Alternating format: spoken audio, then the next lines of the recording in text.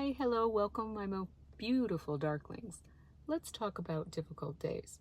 Not catastrophic days, not the castle's on fire and the villagers have arrived with pitchforks. Not those kind of days. Just your ordinary hard days. The days when you're tired, overwhelmed, sad, stressed. The days when getting dressed feels like an unreasonable request from the universe.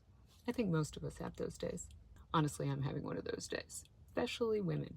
Women who carry a lot of responsibility on their shoulders. And especially those of us who are sensitive to the world around us. Here's something that psychology teaches us. When we're struggling emotionally, our brains become hyperfixated on problems. We stop noticing possibilities and only think about the problem. We stop noticing beauty, we think about the problem. We stop noticing ourselves, we think about the problem. Our world contracts and gets smaller, and that's why self-care isn't always about fixing the problem. Sometimes it's about creating support. And one of the simplest forms of support is your wardrobe. Hear me out, hear me out. I'm not saying a long black maxi dress is going to cure your anxiety. If that were true, I'd be immortal by now, for reals.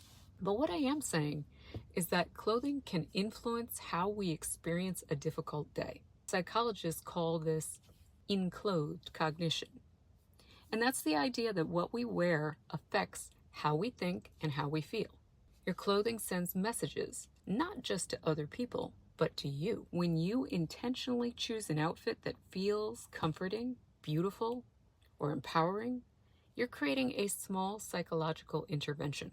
You're telling yourself, I matter today, even when things feel difficult, especially when things feel difficult. And sometimes that's enough, not to solve the problem, but to help carry it. Now let's talk about an issue my fellow sensitive bats understand really well, so well, too well, fabric sensitivity. Because nothing ruins a carefully curated dark feminine moment faster than feeling like your sweater is attempting to remove your skin or strangle you.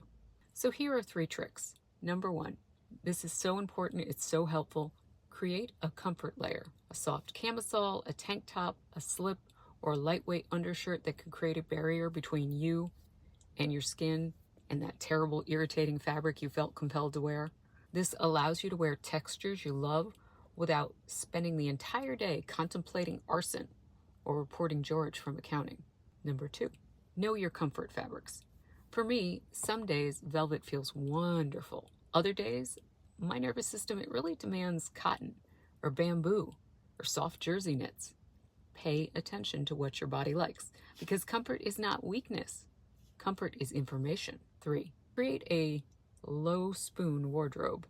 Have a selection of your closet reserved for those difficult days. Easy outfits, reliable fabrics, pieces that always feel good. Think of it as an emotional support section of your wardrobe, the fashion equivalent of a familiar spirit.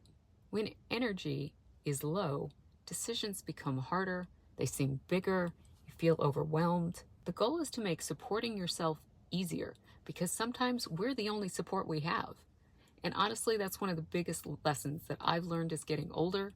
I'm 56. Sometimes self-care isn't always adding more. It isn't always doing more. Sometimes it's removing friction, making life just a little gentler, a little easier, a little kinder. Because on difficult days, your wardrobe doesn't need to transform you into some glamorous creature of the night, but it can.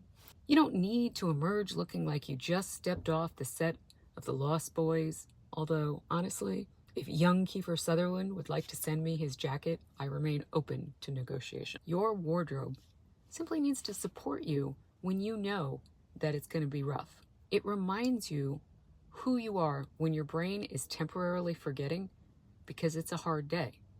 And that's why I think getting dressed can be an act of self-compassion, a ritual of self-respect, a small way of saying, you know what? I may be having a hard day, but I am still worthy of care. I'm still worthy of effort. And honestly, my little graveyard darlings, that's a message that's worth wearing. So today is my hard day. It's Friday. The receptionists kind of messed up my schedule. So I worked from 8 a.m. in the morning until 6 p.m. at night with no breaks whatsoever, just back-to-back appointments all day. A little rough. So my makeup is basically the bare minimum. I've got some mascara on, I did my eyebrows, and I just rolled. I am wearing a foxblood ballerina wrap top. I just got it. I love it. And some Disturbia pants. Hardly even worth showing on camera, but you know what? It's easy. I look pulled together. I look fine. Although every single client who's used to my more over-the-top looks was like, oh, you look normal today. I'm like, oh, if you only knew how far from normal I am. But I give myself compassion. You know why? Because I'm working like this incredibly long day, and it's a hard day. And I have already created certain comfort outfits in my wardrobe that help me out. Hopefully this helps you. Have a good day, my lovies.